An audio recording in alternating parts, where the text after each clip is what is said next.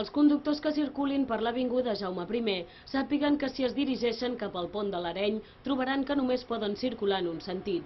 I és que des d'ahir al vespre i fins als propers 2 dies següents, aquest carrer té restringit el trànsit només pels qui circulin direcció Girona Est.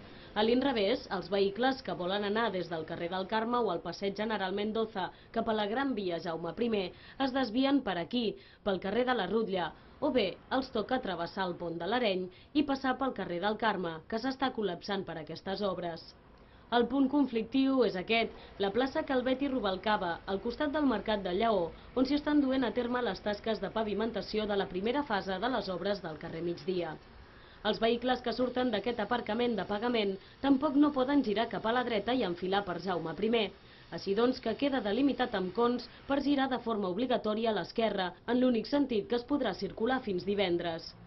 Els talls són intermitents des de les 8 del matí fins les 8 del vespre. Per últim, també en aquesta mateixa plaça ja s'hi pot intuir la rotonda que anirà ubicada on hi havia l'anterior, però més gran i nova.